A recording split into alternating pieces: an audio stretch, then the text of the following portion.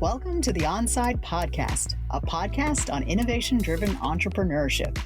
Join us on this journey as we amplify the power of disruptive ideas. Hi, everybody, and welcome to the Onside Podcast. This season, we're taking a deeper dive into women's entrepreneurship here in Canada, and we're highlighting some wonderful women entrepreneurs and leaders who are working to make our startup ecosystem more inclusive, dynamic, and driving for change. These fireside chats are being brought to you as part of the Onside Start Now Incubator Project, which supports diverse and intersectional women across Canada to start and grow their businesses. And we're doing this, luckily, with some support from the Women's Entrepreneurship Strategy. I'm your host, Alex McCann, and this is our very exciting episode with Aruna Revolution. So thank you so much for joining us. Today, we're speaking with Rashmi Prakash, CEO and co-founder of Aruna Revolution. Rashmi is the CEO, and she leads the development of compostable menstrual products using innovative natural fiber technology. With a background in biomedical engineering and a passion for sustainability, Rashmi is dedicated to creating eco-friendly health solutions. Rashmi, welcome to the show. Thank you for having me. Oh, so excited. I was so excited to get the chance to chat with you here on the podcast, and I love the fact that you're a biomedical engineer and you're doing such cool things. Before we dive into what you were doing at Aruna, maybe you could share a little bit with our guest a little bit about you, about your background, and we'll tee that up for getting ready to dive into Aruna. But tell us a little bit about you. Sure, absolutely. So I'll start with a bit about me. So I was actually born in India. I was born in India. I lived there for quite a few years, and then I moved out to South Wales in the UK. Ooh. Yeah, so I think I moved at the age of around 6. And so a majority of my family still lives in India, and I consider myself Indian. And so, yeah, a big portion of who I am is from India. And then I moved to South Wales and lived there from the age of about 6 to about 14. Mm-hmm. And so a huge portion of my development and I guess who I am as a person today happened growing up in South Wales, including learning the Welsh language, just a fun fact. Oh, cool. Okay, can you keep going, but I want to hear you say like something in Welsh. Sure. Yeah, and then at the age of 14, we moved out to Canada, to Ontario specifically, and I went to high school in Brampton, Ontario, which is actually where I met my now co-founder, Gurleen. She was one of the first friends that I made when I moved out to Canada. And so, yeah, we go back many, many years. Mm-hmm. And then I lived there until I finished high school. And then after high school, I moved out to BC. And BC was very intentional because I really, really wanted to be a biomedical engineer. It was like something that I had wanted to be for such a long time. It kind of actually evolved over time because initially I wanted to be a genetic engineer. Oh. And genetic engineer, it's really cool, but there weren't really any degrees around that. And the closest that I could find was biomedical. And so I just wanted to do something around biology and health and engineering. And engineering was always something that I wanted to do as like sort of the core of what I wanted to be when I was older. And a lot of that came from growing up having a dad as an engineer. Okay, the inspiration, okay. Exactly. So I was always fixing things, breaking things first and then fixing them. And then he was always teaching me how to do all these sorts of things. So I learned how to build up a basement from scratch. I learned how to like lay out a garden patio. I learned how to do all of these really strange things. And it was something that I really enjoyed doing, sort of like the problem solving, the figuring out, and then like bringing it to life. Mm-hmm. And so, yeah, I went into engineering and I did biomedical engineering. I did, for my undergrad, I actually did electrical biomedical engineering. So a majority of my degree was actually electrical engineering with a sprinkle of biomedical engineering. But that was enough for me to be able to get into the field. And so I went into, my first job was as a engineer for a not-for-profit where we were developing assistive technologies for people with disabilities. From there, I went into a for-profit where I developed engineering technology, so like medical devices from concept to market. Then I moved into clinical engineering, so working as an engineer on the hospital side of things, and that was really interesting. And then I worked at a startup developing surgical robots. And then now I'm here. Okay. Wow. That was a lot to unpack. We've got the like coming from India, moving to Wales, moving to Canada, Ontario, BC. Now you're here in Halifax, pursuing a very interesting path in biomedical engineering. I didn't realize that you had the electrical component as well. And so doing all of those things. And then, wow, you did not-for-profit, for-profit, startup, all of those wonderful things. And you said your dad was an engineer and trying to kind of help you learn all these different things, or teaching you things that you probably thought were, well, why is he trying to teach me this? But it got your mind going. Well, so you have this like really interesting background, trying lots of different things, going different places, which I always feel like travel and starting over new places really does kind of open your mind up to try new things. How did you get inspired to create Aruna? And maybe for our listeners who are just coming in and maybe didn't check the website ahead of time, why don't you tell them, we'll go deep, but like give a little snapshot of what Aruna is and maybe like who inspired you to create this company? Sure. So with Aruna, what we're doing is we're developing compostable menstrual products that are better for the body and the planet. So in terms of the conception of Aruna, I would say it actually goes back to my very, very first position. I think there's a lot of different things that add up to me working on Aruna the way that I am right now, in the sense that, so one of my very first things that I did in my entire life, like my very first employment position, was actually as a camp counselor for a special needs camp. And so in this, I got to see sort of a full range of abilities that people had, a full range of, abilities where, they were unable to do certain things, but they wanted to do certain things. And it made me really realize that the world is not designed for everyone. And it's designed for a very, very specific, narrow range of people. And that was sort of my first time that I became aware that, the world isn't designed for everyone. But I didn't realize how bad it was until I got to university and until I started working at these different positions. And so with everything that I found out, I was like, wait, they haven't tested it on like brown people. They haven't tested it on women. They haven't tested it on this. Like, who is this actually designed for? So that was something that I became aware of. And I realized that we needed more people from all of these different backgrounds creating these devices, because otherwise they're never going to be considered in them.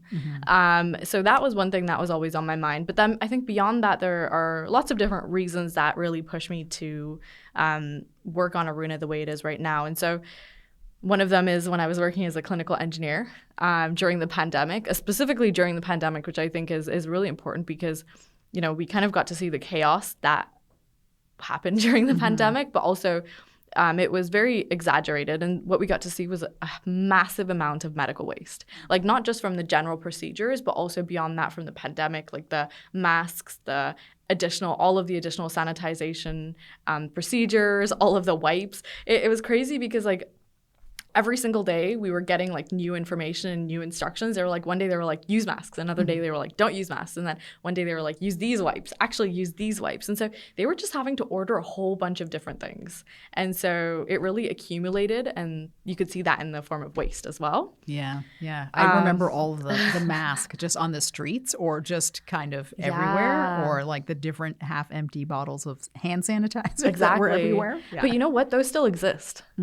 Today on the planet. Just because we can't see them anymore, it doesn't mean that they don't exist. They exist in the landfills, and that's the problem. And it's not just the masks. There's so much waste that comes out of hospitals every single day. If you think about the gowns that they have to use and they throw away, the masks, the hair nets, the shoe covers, that's just what the doctor wears too. You're not even thinking about the actual medical devices, because they have these like massive devices that are one-time use, and they have such complex components, and you could easily reuse them, but they don't because of the business model around it. Yeah.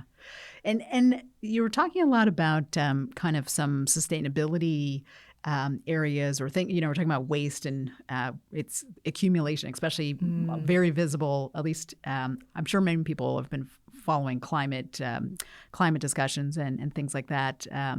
But I think you're right. During COVID, you could kind of see just these things kind of around on the ground. I just remember like wipes, mask, gloves, just accumulating everywhere. Yeah. I know that your company, Aruna, is focused on making sustainable, compostable menstrual pads. Did you kind of see all of this waste? And from your background as a biomedical engineer, did you see an opportunity there around doing something to alleviate some of the waste that you were seeing kind of globally, not specifically in this area, but yeah. Absolutely. Yeah, I 100% did. And, I think the reality is at the end of the day, we're not going to get rid of disposable products. Consumables are really important for a whole assortment of reasons. Firstly, they're faster to use and they require less processing. They're more convenient. They're more sanitized, like for hygiene reasons too. So disposable products are really important in the medical world as well. So we need to find a better way of creating them. And right now, a majority of these products are on the linear system. So you create them, you manufacture them, you use them, and then you throw them away. And we need to take that and move it into a circular system where we're then, at the end of the life, there's actually a valuable end of life plan created that can be implemented and that will allow for this product to either become the input of another product or, it needs to be that circular system where you're valorizing the waste. I've been very interested in this topic, not specifically to menstrual pads, but I'm very interested in resource repurposing, creating, valorizing things from, especially from biostreams is something that's very interesting to me. How did you land on menstrual pads? I'm hearing you talking about medical waste, and my brother is a doctor. He works in a hospital. He shows up with the gowns and the things. And during COVID in particular, he had a whole routine of just getting rid of all that stuff, putting in a bag, just day in and day out, and constantly changing his PPE just for protection and to keep everybody safe. But yes, it accumulated. But how did you decide on menstrual pads? What inspired you to think about that in particular, as opposed to gowns or something else? Totally. So women's health is actually something that I've been interested in for quite a while, even before I started Aruna. And so prior to that, I was looking into fetal health monitoring, and just, it was overwhelming how little research and data was done around that. And so that was something that I was really passionate about. And after that, when I was working at the surgical robotic company, it was surgical robots for breast biopsies. And so it was something that was always in my mind and something that I wanted to improve. And at around the time that Aruna started, there was also a lot of articles that were coming out about how there were lawsuits against these menstrual product companies, and there was PFAS, dioxins. There's been some incredible organizations in the U.S. that have now supported and pushed into play different bills around making sure that what ingredients are in menstrual products are being clearly displayed. And so, yeah, I think that resulted in a lot of these lawsuits coming out as well now. And so it really felt frustrating to me that we were having to use these products that were actually quite harmful to us when we didn't need to be. There's alternatives in place. And so I think menstrual products specifically, because it affects 50% of the world's population. 100%. And 50% of the world's population you would think is enough for people to want to focus and do research and do it properly. But at the same time, because it's not us that is creating it and doing the research and building these products, we are always having to compromise. And so I figured it should be us that's doing it. And so I think that's really how Aruna started. And in the back of my mind, I think I've always realized that there's been issues around menstrual health and menstrual products. Growing up, my mom would tell me about how she didn't have access to menstrual products. And so she would have to use a folded up cloth that was really difficult to manage, and I really understood the impacts of this when I took this course in university that talked about socioeconomic factors and how, when you don't have access to things like basic necessities like menstrual products, it really affects your ability to have education properly. And when you think about the age that people are starting to get their periods at, it's not it's getting younger and younger. And, there's people in grade 3, grade 4, so 9, 10 getting their periods now. And if that is the age that you stop participating in like extracurriculars, if you stop participating in schools because you don't have access to menstrual products and you don't have access to the education around it, can you imagine the gap in like equity at our age? And so it's massive, and I've seen the impacts of it with my own mom too. So it was something. I think it's also a personal mission for me as well. Yeah.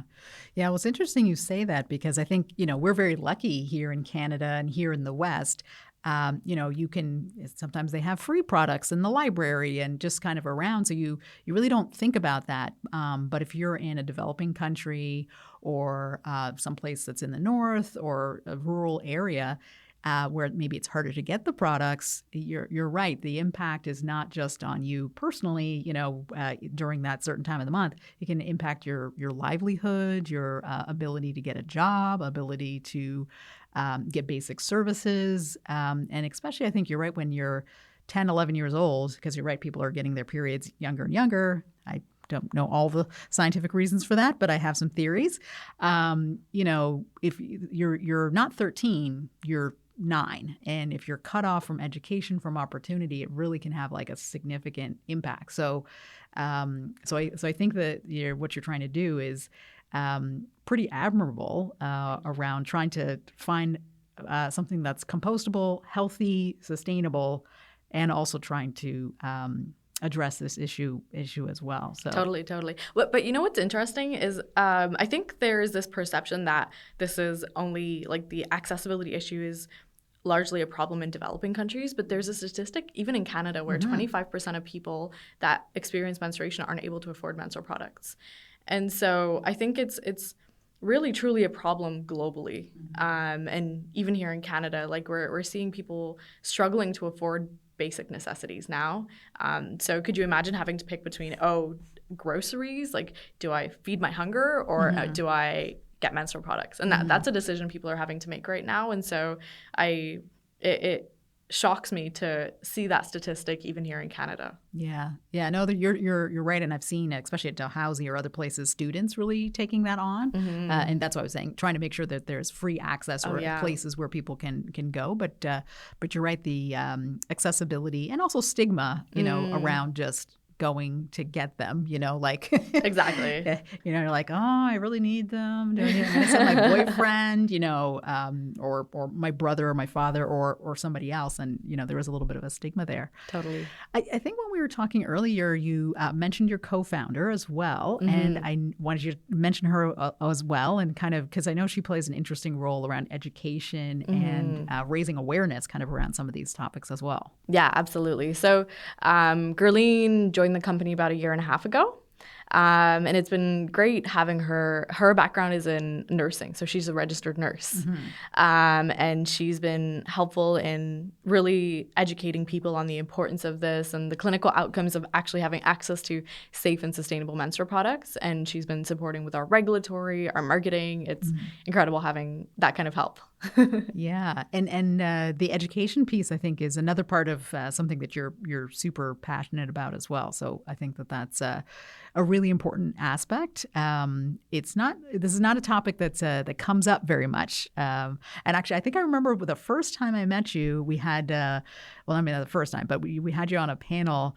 And you put me in my place. Did I? Yes, you did, which was fantastic because I was like, okay, everybody just trying to make everybody feel comfortable. We're going to be talking about menstrual products and menstruation. And you were like, no, we're taking this out of the closet. We're here to set the record straight. We're here to demystify, and so I think that this, menstruation and menopause, like totally, these are the things that are coming out and people are very excited and feel empowered to talk about that. I mean, my mother definitely did not talk about these things. This is not polite conversation. Oh yeah. You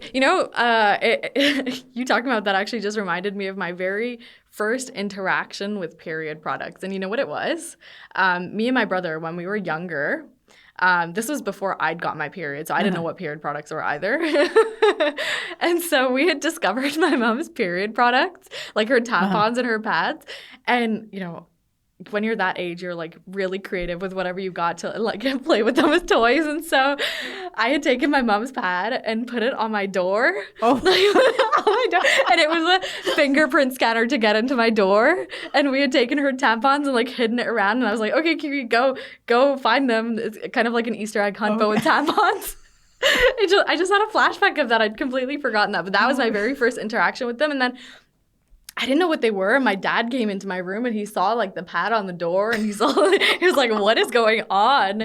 And then he took me to my mom and he like took the products and he was like, I just found this in Rashmi's room. Can you tell her about it? And I don't remember what my mom said, but I don't really think she told me about it either. But yeah, that was my very first interaction. Oh, I love that. She's probably like, oh no. But yeah, there's definitely a massive stigma around the conversation around menstrual health, and I think it's really important to get rid of that for several different reasons. Firstly, because if you don't talk about it, you're not going to learn about it.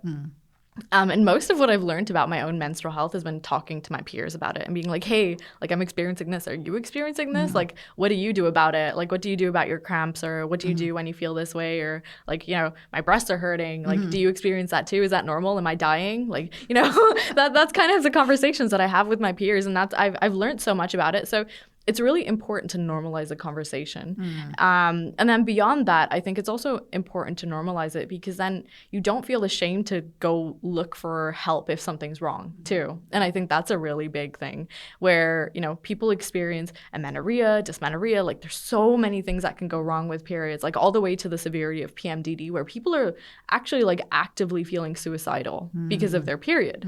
And so it's really important for people to realize that these things can happen and that the only way that can happen is by destigmatizing the conversation around periods.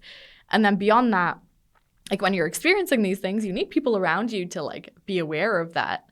And so, your partners, the people around you, like if they are aware of it, then they can sort of adjust how they're behaving around you, And so I think it's really important for people to understand that both whether you menstruate or whether you don't. And that's what we're doing. We're destigmatizing the conversation and we're actually starting our own podcast. Oh, yeah, I know. I'm excited. We'll be supporting you. Thank you. That sounds super exciting. I can't wait for it to come out. I'm definitely gonna listen.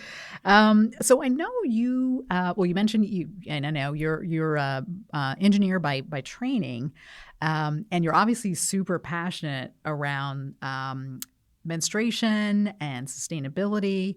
Was there like and now you founded this company, Aruna Revolution, was there like a kind of a mindset that like was triggered or that you have that allowed you to go from being I wouldn't say total academic, but that you are a professor as well, and you've worked in a few companies, but was there something that like, was there a mindset or a mind shift that happened for you that took you into say, I think I'm going to start a company. Like what happened there?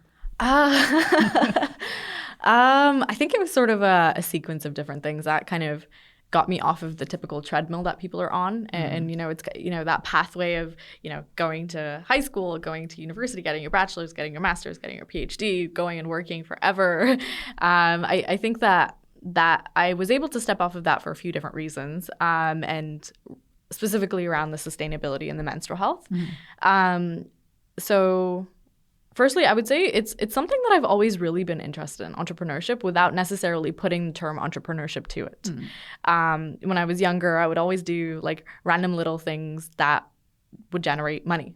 So for example, when I was younger, there was this craft that was going viral everywhere when I was in the UK. It was called Scoobies. And, it's basically just like rubber threads that you would kind of like weave into different things. Okay.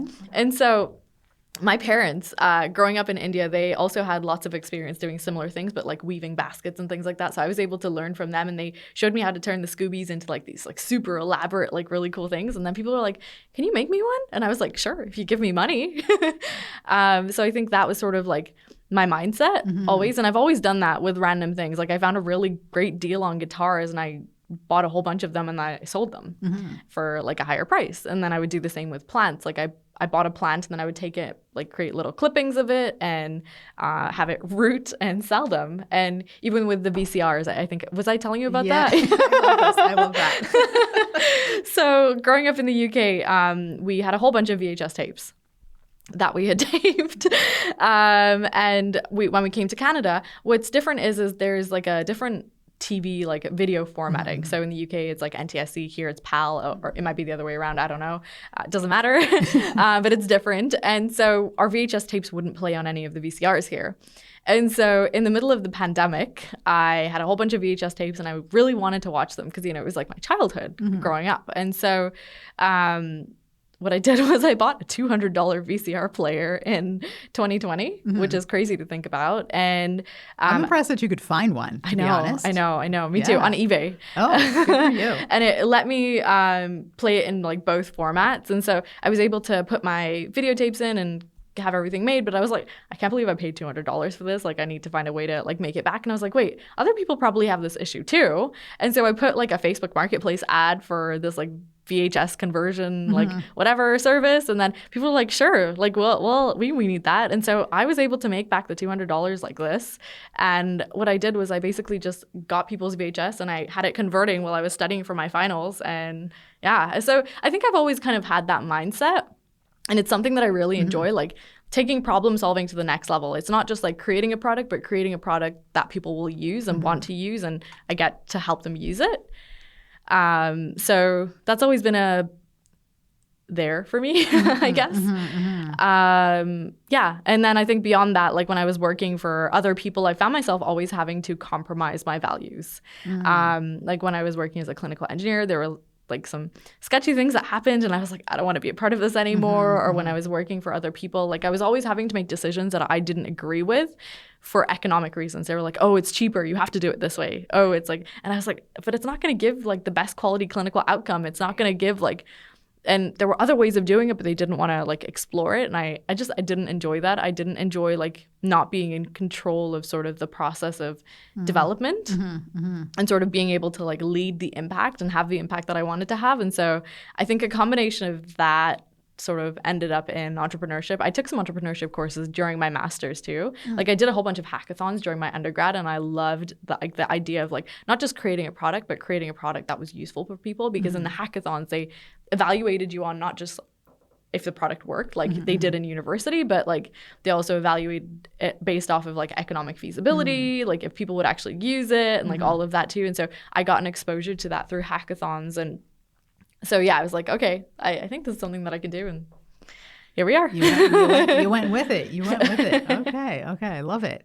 Well, tell us a little bit more about the product. So they're menstrual pads, but what makes them special or unique? Like, tell us a little, describe a little bit what it is, and then we'll get into like how you make them or like what makes them unique in that way. Yeah, absolutely. So what makes our pads unique is the materials that we use and the science and research and development that's gone behind it. So we use cellulosic fibers that are derived from plants. And so we use fibers from, some fibers from our partner, but we've developed our own fiber extraction process that we're able to create fibers for our products as well. And in this process, we're able to create fibers that have different properties too. And so the other thing that we've really focused on is understanding the functionality of the pad. Like it's so interesting because each layer has a different functionality. And so your top layer, you want it to, like the blood and everything, to be able to go into the pad, and you don't want it to absorb into the top layer because, otherwise it's going to feel wet against your skin. You want it to be able to go in really quickly. So that's called the acquisition time. So we've really worked on like improving the acquisition time without it absorbing into the top layer.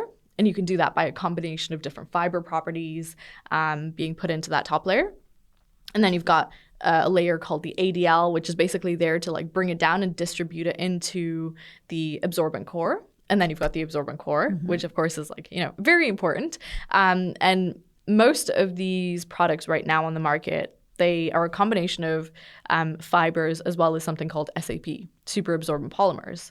Now these super absorbent polymers, they don't degrade. They're not necessarily toxic, but they don't degrade. So it's really important to have products that are degradable. And so we've worked on that as well in terms of our fiber science. Like we've looked at fibers that are more absorbent. And then what you also don't want happening is like when you sit on the pad, you don't want it to act like a sponge. So you don't want all of the fluid coming out. And so we've worked on improving, and it's called the re-wet value. Like you don't want it to come out and re-wet the entire pad and like make yourself uncomfortable. So there's a lot of different things about the functionality that is really important. And then the other thing that we've looked into is sort of the thermal regulation. Which is really important because, with the thermal regulation, what's happening is you're allowing it to be more breathable, which then reduces the microbial activity. And one piece of feedback that we've gotten from our user trials and people that have gotten our product is that they notice that there's very little, if at all, odor. Like they've noticed a massive decrease in the odor, and that really comes from all of this research and development that we've done. It's more comfortable against the skin is something that we've gotten because of the natural fibers.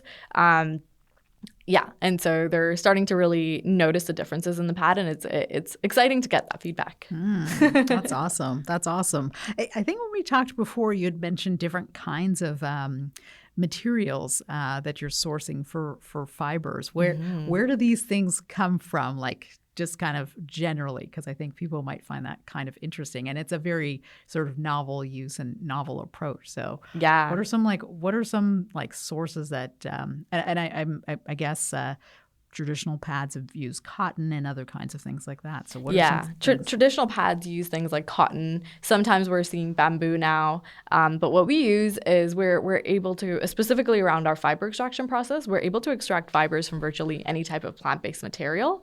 So think of like peels and pulps after people have juiced fruits. So we're able to do that all the way to stems and leaves of crops after the grains have been harvested. And so we're actually leaning towards more of like the stems and the leaves as opposed to the pulps and the peels, just because we can get more of it and we're able to purchase it directly from farmers. Okay. And the product is made here in Canada? Yeah. So right now it's actually being made in Europe with the people that we're working with. Okay. But we're also setting up a fiber extraction manufacturing facility here in Nova Scotia. Ooh, exciting. So we're going to be scaling that up, and then we're going to be scaling up the other parts of it too. So yeah, it's going to be made here, and then we're also going to continue working with our European partners from when we do European distribution too, because it's really important for us to try and manufacture these locally to reduce the emissions and like to improve the sustainability of the product, even from like when it's being manufactured. Like we don't want to have to deal with the emissions that are happening because of the transportation.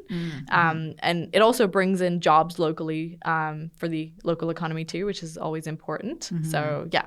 What's something, this is all, you're moving into manufacturing. What's something that surprised you about manufacturing a physical product like this? Oh, there's so much. I feel like every day I'm learning something new. I think the biggest thing that I was actually surprised by is a lot of the chemicals that are present in menstrual products that shouldn't be there are actually introduced through the manufacturing process, which I think is really interesting. From things like how they clean the equipment, so like the sprays that they use to clean the equipment, all the way to like, some of the chemicals that they use to actually like create some of these products. It's introduced through the manufacturing process as opposed to the actual materials being used. So that was something that I was really surprised by.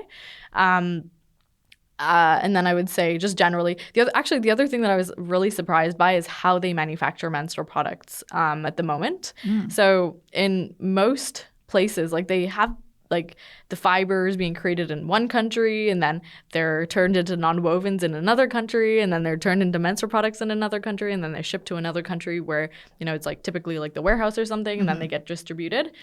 And so that doesn't make sense to me. That's a lot of moving around. And a lot of logistics and cost and environmental impact just from moving things around. Exactly. Yeah, interesting. Well, I love that you're setting up something here in Nova Scotia and looking to support jobs and focusing on health. What's one thing that you are most proud about in the work that you've done so far? I feel like I could answer this question in two ways, so maybe I might do both of them. I think one of the biggest things that I'm super proud about is the team that I've created. I love my team so much. I think they're incredible people. You can really see the passion that they have in the work that they're doing. And I think that's so important, especially as a small scale company. And they really care about the quality of the work and like, doing things properly. And it's something that is reflected in like every little detail all the way to like the big scale too. So I think I'm really, really proud of like our team that we have. But then I think beyond that, I think I'm also really proud of the people around us that are destigmatizing that conversation. Like, for example, like, having this conversation and talking on a podcast about periods is probably not something that would have happened as easily, like, I would even say maybe a couple years ago. Yeah. Right? And so I think people are becoming more aware of the need to destigmatize the conversation just because it's something that happens and, it's something that happens and is natural, but also needs to be talked about for lots of different reasons that I mentioned earlier. And so I think what we've really been able to do is destigmatize that conversation by going to these different like conferences, going to these different events, going to opportunities like this, talking on a podcast and getting the message out there about destigmatization. Okay. I love it. I love it. What's the best advice that you think that you have received so far?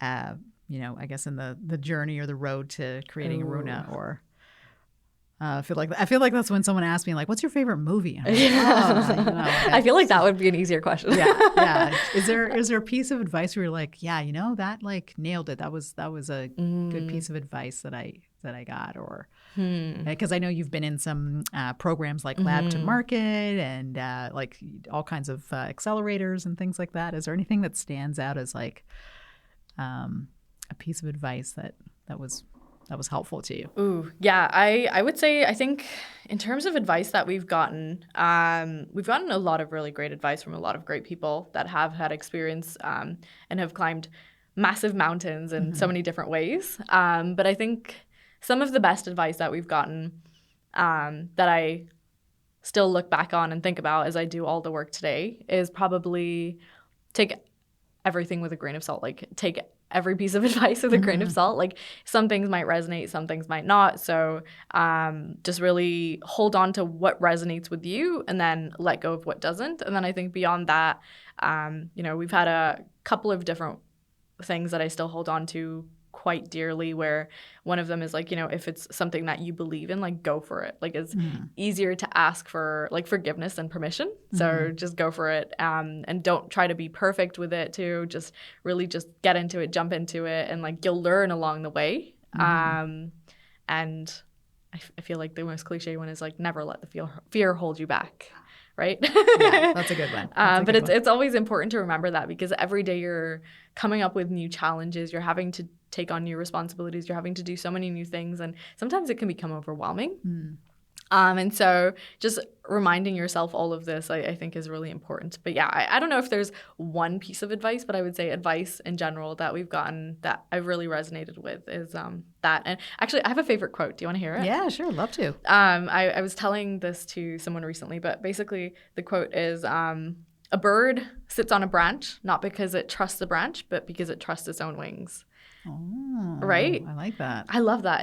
And I love birds too, but but I resonate with that a lot, because sometimes you can jump into something and you're so terrified to do it, but as long as you're confident in your ability to pull yourself out of it, if something happens, you got your back. You can pull yourself out of everything. You can do whatever you like set your mind out to do. And so you just have to have this delusional confidence in yourself. Ooh, delusional confidence. I love it. I love it. Which isn't really delusional, but yes. Yeah. I love that. And any parting advice? You mentioned you're an immigrant woman, entrepreneur. You've been all over the place. You've tried different things, worked in different places, started all kinds of businesses or side hustles or things like that. Is there any particular advice you would have for an immigrant woman? Yes. I would say sometimes society puts a lot of limitations on what we're able to do, like perception, like you're able to do this. And I think sometimes we take that to heart too much. And I think it's really important to remember, like, the limitations that we have are all in our head. anything that you tell yourself you can't do, you can't do. But if you tell yourself you can do it, you can do it.